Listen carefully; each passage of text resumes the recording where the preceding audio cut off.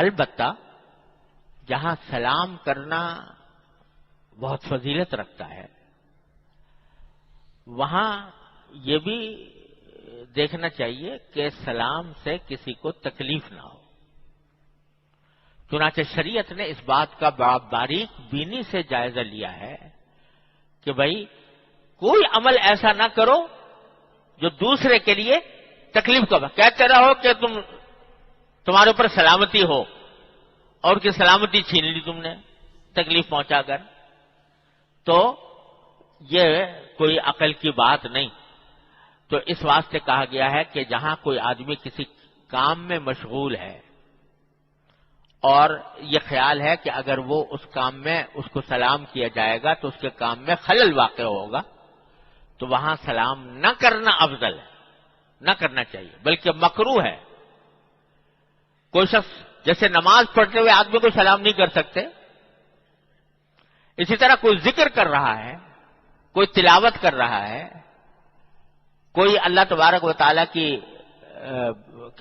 ذکر میں تسبیح میں مشغول ہے تو اس حالت میں اس کو سلام کرنا مکروہ ہے, ناجائز ہے. لوگ اس کا بھی اہتمام جب جن کو ہوتا ہے دیکھ رہے ہیں کہ یہ شخص مشغول ہے, ذکر میں مشغول ہے, اس کے باوجود آ کے سلام کر لیا تو یہ مکروہ ہے سلام کرنا. یہاں تک فقہاء کرام نے لکھا ہے کہ اگر کوئی شخص کھانا کھا رہا ہے,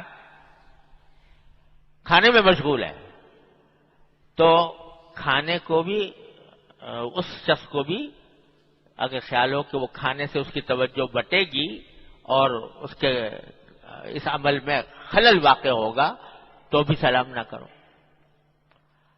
کوئی شخص جو ہے وہ اپنے وعظ میں مشغول ہے, کسی کو کوئی درس دے رہا ہے تو اس وقت بھی سلام کرنا مکروہ ہے. کہا گیا کہ اگر ایسے کسی مجلس میں کسی حلقے میں جاؤ جہاں پر کہ کوئی آدمی بیان کر رہا ہے, دوسرے سن رہے ہیں, تو پھر سلام کرنا نہیں, چپکے سے بیٹھ جاؤ, ایک جگہ بیٹھ جاؤ, تو وہاں بھی مکروہ ہے. تو یہ آداب سیکھنے کے ہیں کہ کس جگہ کرنا چاہیے, کس جگہ نہیں کرنا چاہیے. کوئی آدمی تیزی میں جا رہا ہے اپنے کام کے اندر اور آپ اس کو سلام کر کے اس کو اپنی طرف متوجہ کرو تو اس میں خلل واقع ہو سکتا ہے. ایسی صورت میں نہ کرنا بہتر ہے. پھر آج کل ایک اور وبا یہ چل پڑی ہے کہ سلام کا اتنا شوق اور رواج نہیں, مصافحہ کرنے کا بہت شوق. اور سلام نہیں کریں گے زبان سے, مصافحہ کے لیے ہاتھ بڑھا دیں گے ضرور ہر حالت میں. حالانکہ سلام زیادہ ضروری ہے بنسبت مصافحے کے.